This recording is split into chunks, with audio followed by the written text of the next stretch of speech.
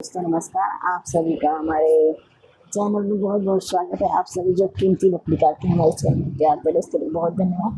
आज हम शारदीय नवरात्र के नवे रूप माता सिद्धिदात्री की माता के बारे में कुछ बताएंगे कि उनको आप कैसे ज़्यादा पसंद कीजिए, माँ को क्या पसंद है वो अर्पण कीजिए, माँ को कौन से कलर का वस्त्र पसंद है, उनको आप ज़्यादा पसंद क्या क्या पसंद है, उनको उस विधि से आप पूजा करिए कि माँ चाहे ताकि ज़्यादा प्रसन्न हो और माँ आपको आशीर्वाद दें और आपके घर में सब सुख समृद्धि सदा बढ़े।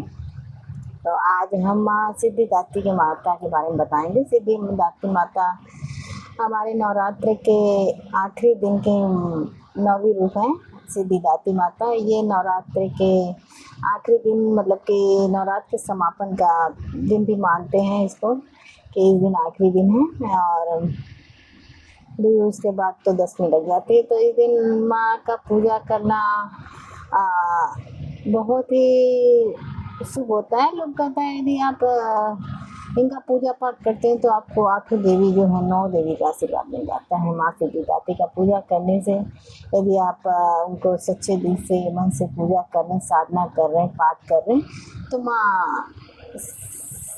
माँ की सिद्धि मतलब सिद्धि प्राप्त करते हैं। लोग कहते हैं कि इनका पूजा का इस दिन लोग कहता है कि कन्या पूजा का भी विधि है। कन्या पूजा भी लोग करते हैं। कहता क्या है, कन्या खिलाते ही हैं लोग। बहुत लोग कलसा बिठाते हैं तो 9वें दिन आज ही के दिन करते हैं, मतलब 9वें दिन माँ सिद्धिदात्री माता का पूजा। इनको भोग में इनको पूड़ी हलवा खीर और बैठ नहीं पा रहे ना, थोड़ा दिक्कत है।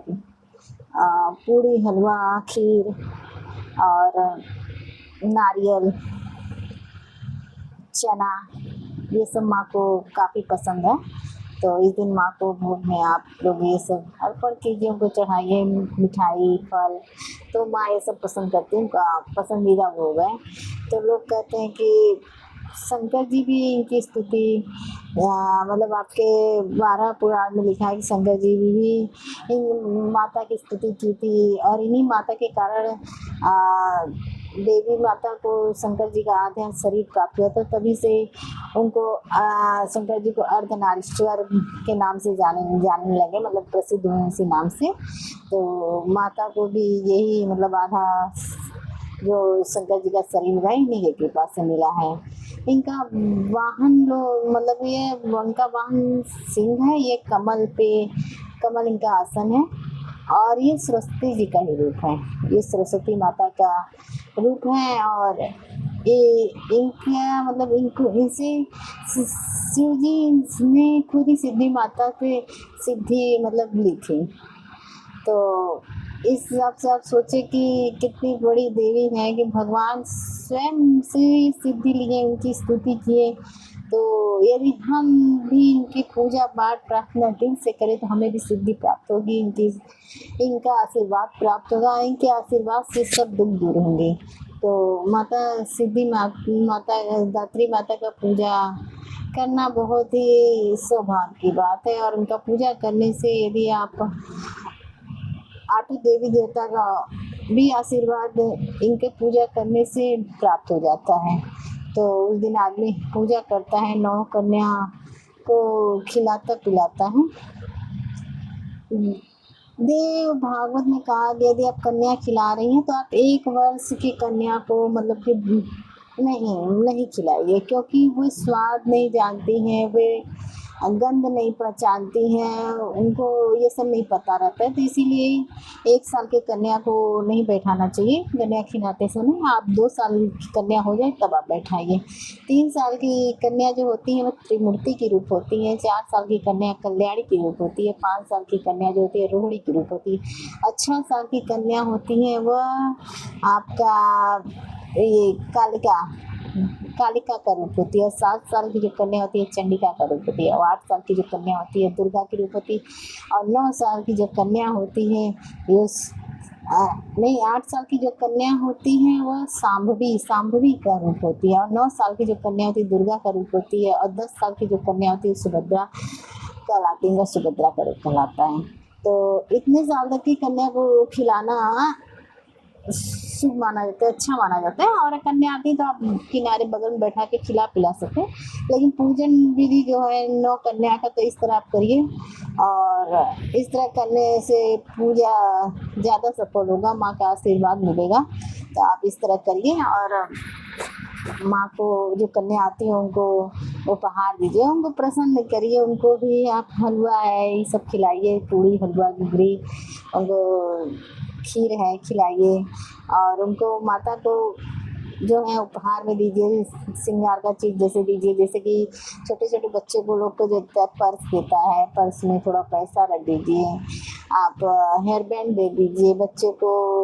आपका हेयर रबड़ होता है वो दे दीजिए, कान का छोटा होता है। मतलब बहुत कुछ ऐसा है जो छोटे बच्चों को आप दे सकती हैं। आप बुक भी दे सकती हैं बच्चों को। आप फल दीजिए, मिठाई दीजिए। तो इस तरह उनको चुनरी ओढ़ाइए। तो इस तरह आप पूजा करिए, उनकी आरती करिए, पूजा पाठ करिए, तो पूजा सफल होता है, माँ प्रसन्न होती है। तो आप इसी विधि से यदि कन्या खिलाते हैं तो पूजा करिए और माँ को प्रसन्न करिए। माँ यदि प्रसन्न होती है तो सभी दुख हर लेती हैं, और सिद्धि, जो आप पूजा पाठ साधना करते हैं उस सब में माँ सिद्धि प्राप्त प्रदान करती हैं, और आपके आने वाले भविष्य को भी अच्छा सुखमय बनाती हैं और बरकत होता है। तो माता रानी सिद्धिदाता दात्री माता की बोलिए जय। और दिल से उनका पूजा करिए, उनका पाठ करिए। माँ को दिया आरती, माँ का सुबह उठ के स्नान करके, उनका मतलब कि सुबह उठ के स्वच्छ कपड़ा पहन लीजिए। उनको कलर कपड़े में उनको लाल हरा ज़्यादा प्रिय कलर है, और लोग, बहुत लोग कहते हैं सफ़ेद वस्त्र भी उनको प्रिय है। तो आप ये सब कलर के वस्त्र पहन के माँ का पूजा आराधना कीजिए। माँ को भी भेंट करना चाहते तो उनको लाल चुनरी ओढ़ाइए, मतलब पूजा करिए, तो माँ ज़्यादा पसंद होती है। तो आप सुबह उठ के स्वच्छ होके माँ को श्रृंगार का चीज़ें उनको अर्पण करिए। उनको भोग में आप हैं नारियल है, और पूड़ी हलवा चना खीर मिश्री सबका भोग लगाइए। फल है तो फल का भी भोग लगाइए, माँ प्रसन्न होती है। और कपूर दिया बाती आरती, तो चंदन कुमकुम सिंदूर सब माँ को लगाइए। आप आरती करिए, कपूर तो जरूर जलाइएगा, कपूर से माँ का आरती भी करिएगा, तो माँ प्रसन्न होती है। माँ प्रसन्न होती है। हवन, हाँ हवन भी करिएगा। यदि आप कलसा बैठाते तो हवन भी किया जाता है। तो जो कलसा बैठाता है, ऐसे बहुत लोग ऐसे भी करते हैं कन्या खिला के, तो हवन करिए और माँ का आशीर्वाद प्राप्त करिए। तो आज सिद्धिदात्री के माता के पूजा के बारे में हमको जो पता था हम आपको बताएं। यदि आपको हमारी वीडियो अच्छी लगे तो आप प्लीज़ हमारे चैनल को लाइक करिएगा, सब्सक्राइब और कमेंट बॉक्स जाकर कमेंट करिएगा। तो आज के लिए इतना ही, धन्यवाद दोस्तों।